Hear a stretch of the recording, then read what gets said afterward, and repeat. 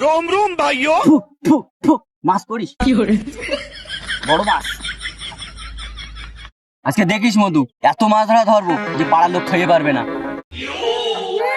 এত গাল গল্প দেখছে দেখ, আগে একটা মাছ ধর, তারপর পারলে সরকার দিবি।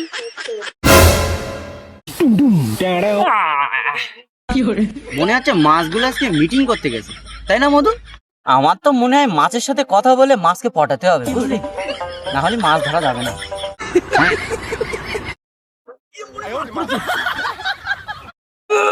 মধু ভাই জল হস্তি পড়েছে ভাই, আজকের ইতিহাস তৈরি করবো, প্লিজ ভাই তাড়াতাড়ি। ইয়ে, তোর মাছটা বাটা কোম্পানি সাইজটা কিন্তু মন্দ না, কি বলিস দাদা? लेकिन ये साला कर क्या रहा है? মাছ তো না, আর একটা অভাগা জুতো পড়েছে। এই শালা আমার কপালটাই খারাপ। থাক, এক পা জুতো তো পালাম, আর এক পা যদি হয়।